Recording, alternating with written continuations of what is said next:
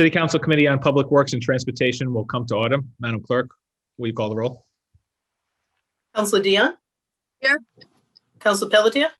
Here. Chair Kadim? Here.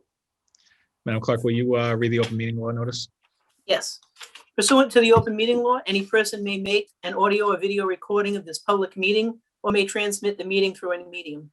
Attendees are therefore advised that such recordings or transmissions are being made, whether perceived or unperceived, by those present and are deemed acknowledged and permissible.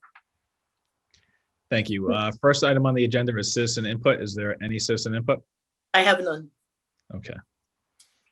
Item number 2 is a communication regarding a street opening request for pavement less than 5 years at 140 Manchester Street that was referred to this committee on January 19th, 2021. Street opening request pavement for less than 5 years has been reviewed. Vision, and there are stipulations for the approved road that the engineering division recommends, and I'll just read them in for the record for folks that don't have a copy of this. But the engineering division recommends approval of the request subject to the following conditions of pavement restoration in streets less than 5 years old. 1, that all work shall meet or exceed the standards employed by the Public Utility Operations when restoring municipal streets, as published by the Commonwealth of Massachusetts Division of Telecommunication and Industry, and with the requirements of the Fall River City Council. All excavated materials shall be removed from the site and appropriately disposed of.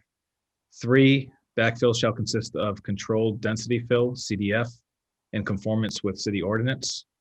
4, binder material meeting super paved 12.5 mm MassDOT specification shall be placed in 2 lifts to match existing pavement thickness with tack applied along the edges and subgraded and between lifts. 5, a settlement period of 6 weeks shall occur, and within 3 weeks of the conclusion of the settlement period, the contractor shall return to complete the final patch. 6, the final patch shall be constructed by milling the pavement by 1 1/2 inch, 1 foot outside of the utility trenches. 7, tack shall be applied to the entire exposed surface and a surface course meeting the super paved 9.5, I'm assuming millimeter. Is that correct? If not, we'll just say mm. MassDOT specification shall be placed within a minimum compact thickness of 1 1/2 inches. 8, that the 3 seams shall be heated using infrared to a surface temperature sufficient to allow remixing asphalt without oxidation or burning, but in no case shall be the surface temperature exceed 350 degrees Fahrenheit. 9, the surface shall be compacted using a steel drum roller, resulting in a smooth, tight pavement surface which matches the grade of the existing pavement. 10, sand should be evenly distributed over the surface to fill small voids and absorb excess sealant in surface sealant is applied. 11, the repaired area shall be allowed to cool to 175 degrees Fahrenheit before opening to traffic. Any discussion on this road opening? Councilor Pelletier, you had? I just, this whole new list, John, is that put together by you? Or is that bits and pieces that we picked up? What, that statement that Councilor Kadim just read? Yeah. Yeah, so that was something we worked on a while back. I'd say about 3 or 4 years ago. We were having significant issues with the patches for Liberty and other utility companies. So we set that going forward, that would be the requirement. So those are infrared patches, much stronger than your typical just regular. Oh, he froze. Get a real good seam. And the asphalt is brought back up to its original condition as though the street was never touched. That's the intent. That's why it's so extensive with all the detail. And Councilor, you're right. That is millimeters, by the way, 12.5 millimeter. Yep. John, didn't we talk about doing curb to curb on some of these with the utilities companies? So council, this is a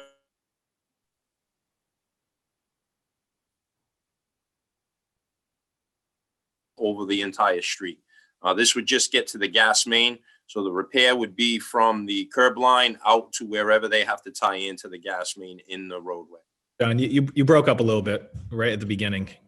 All right, so this is a service trench, Counselor. So this is a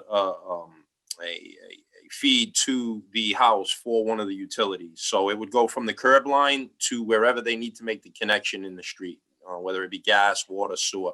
They go from the curb line out to that point, and that's the way the patch would be. This isn't something that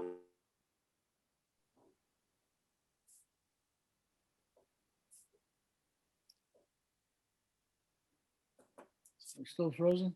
No, he's back. So this isn't something that would have to go curb to curb. Is that what you're going to say? correct. Yes. No. Okay. Can everybody hear me now? No, we can. You broke out just at that last piece there. Okay, so yeah, it isn't a curb to curb situation, Counselor. It just goes from the curb line out to wherever the tie-in. So when we talk about curb to curb, that's when they do their main line run, which runs down the center of the street as opposed to laterals that connect to the houses. So those main line runs is where we'd want to see curb to curb or that 9-foot strip from curb out toward the center line. This is a service trench. Typically service trenches are never done curb to curb. And be honest with you, we don't even need to go across the whole street.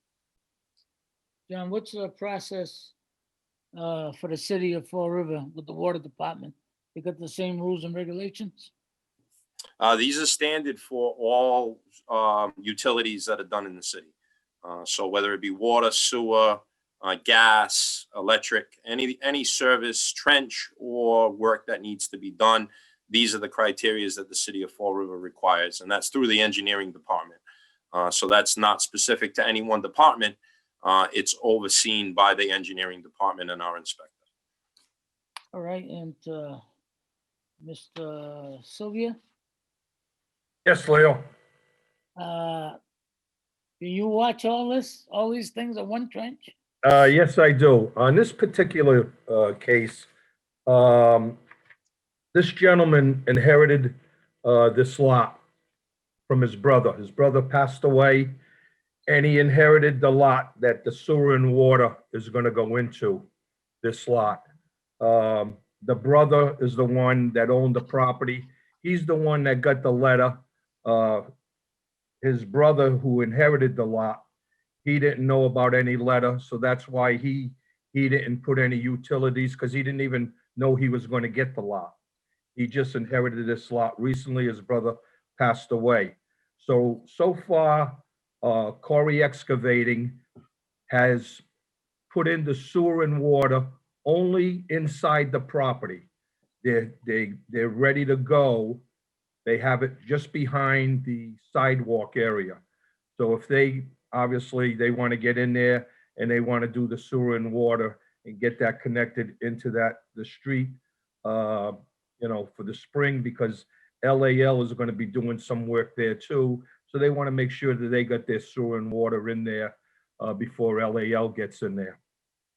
All right, well, that's what we have to do, As long as we do it right, you watch them, and John Perry give you the rules and regulations, and we live by them like everybody else and all contractors, and that's what we should do. And we'll see. Yeah, better- they have to use flowable fill.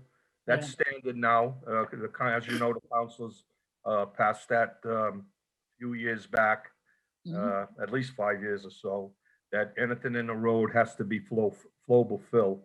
And with this typical patch, once it's completed, it will either be mill and overlaid or infrared, depending on the size of the patch. Okay, I have no problem. I'm all set. Yield. Yeah, I'm sorry. Okay. Councilor Dion. Basically, I was gonna ask about the curb to curb. That was already done. Obviously, it's not gonna take place until the spring.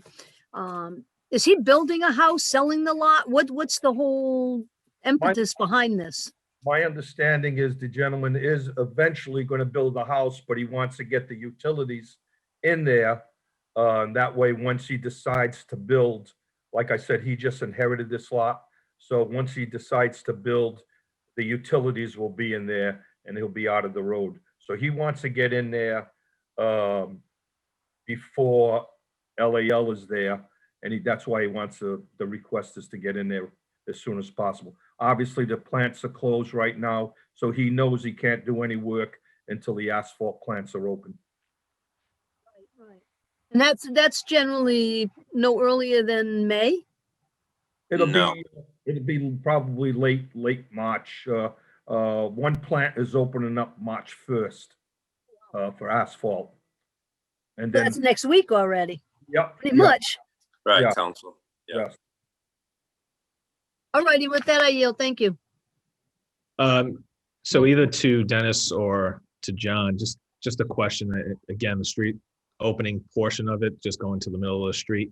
Manchester Street's not all that wide anyways. Do you have an estimated cost that it would, like, do we know a rough estimate as what the trench would cost now? And then if we were to extend it to curb, because I still have issues with those. And I know what you're saying, that we don't typically do that with the services, but I think if we do curb to curb, then we're minimizing the number of seams that we have instead of having potentially 3, assuming that the one that goes on the curb line is not a seam.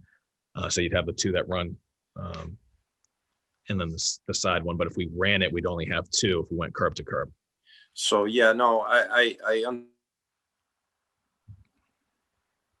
one seam in that particular scenario. And honestly, I would be concerned going curb to curb with a trench that width, just because, I mean, now we're extending it into a lane that we don't necessarily need to. Regardless of whether it's 3 seams or 2, and nothing is perfect. So there's a chance something could fail. So if we extended that curb to curb on a strip like that, I mean, Yeah. you've seen them in the city before. There's a chance those could fail too. Now you have a failure on a side of the street where we never even went into. Mhm. And to touch on something Dennis had said, that's an area of Manchester Street that we've had repaired. That repair, to Dennis's credit and the engineering department's to credit, we realized that the asphalt that was put down wasn't up to our specifications, wasn't up to par with what we expect. So that contractor will be coming back in the spring to repair that as well. So you're going to see not only this piece, this patch done the right way, but then a contractor is going to come in again later and go over that as well. This will be redone completely. So we're in a very good spot here with this particular 5-year street opening, just because there was a problem that arose. We caught it and we held the contractor accountable, and they're going to come back to fix it. So that repair is going to be done as well. So it's kind of a double backup plan. The repair will be done the way you described in your explanation. And then there's going to be a contractor that's going to come and repair the street itself to the point that it needs to be. And then just another question. So I know we had originally, I say originally, but we probably a year ago when we talked about this, we had talked about potentially doing bonds. Do we have these folks put out bonds? And how long do the bonds for the road work? For a trench bond patch like that, Dennis, I don't think we require a bond for that, do we? But they're all licensed and bonded that do the Right. repairs, so it would fall under their bond. If something went wrong, we would have the contractor's bond to go after. It's Yeah, a I guess standard bond. my logic on this would be, I guess moving forward, and maybe it's not for this particular one, but just moving forward, just in terms of a discussion with the full council, might be that if, because we have a lot of these coming before us, especially with the newly paved roads, obviously, right? Because that's the moratorium is 5 years. But in this instance, where we have, getting close to 3 years, potentially looking at a bond for the next 2 years to cover that moratorium period, right? So So, the work, so yeah, no, to your point, the bond wouldn't be specific to the contractor. We only allow this work to be done, any work for that matter in the city, to be done by licensed and bonded contractors. So we're covered under that bond. If something was to go wrong, we could go back to the contractor, in this case, Corey Excavating, and they would be required to come back and do the repair. but So for we how are long? For protected how in that long? way. I'm sorry? For how long? Well, on I this, mean, on- well, on this particular one, it's because LAL originally did Manchester Street last year. It was done late last year, when J.R. Fry was here. There was a failure in the pavement. So fortunately for Mr. Halley, he's going in and doing his sewer and water, and he's gonna be using flowable fill. Mhm. LAL is responsible for the failure of Manchester Street, and it just so happens the failure is in the area of where Mr. Hadley is gonna tie in the sewer and water. So that area So possibly, right, that's why you refer to, because I heard you make the statement that he wants to get in there before LEL, but I wasn't sure what that statement was directed to. correct. right. correct. So they're going to be going back, fixing that portion of the road. That That's correct. right. Okay. Correct. As a All right. matter of fact, the engineer, the new engineer, and myself will probably making a visit there tomorrow, and we're gonna remark, because we've been watching it, and we may even be extending the area that's there, because I've been back, just before the last snowstorm, and I'm not happy with, what I'm seeing. So again, LAL may be even going further, and it will most likely be curb to curb. Okay. Once Chris Gallagher, the new engineer, and I go back there and look at it. Perfect. Any other discussions? Seeing none, is there a motion? Motion I'll to make grant. Second, Is that a motion to approve with the conditions as stipulated by the engineering department? Absolutely. Motion was made by Councilor Pelletier, seconded by Councilor Dion. Madam Clerk, roll call. On approval with the stipulations as required by the engineering department. Counselor Dion, yes. Counselor Pelletier, Yes, Chair Kadim. Yes. Motion passes. Seeing no other business before us, there a motion to adjourn? motion adjourned. Motion was Second, made by Councilor Councilors. Pelletier, seconded by Councilor Dion. Madam Clerk, will you call the roll? On adjournment, Counselor Dion, yes. Counselor Pelletier, Yes. Chair Kadim. Yes. That's it. Thank you.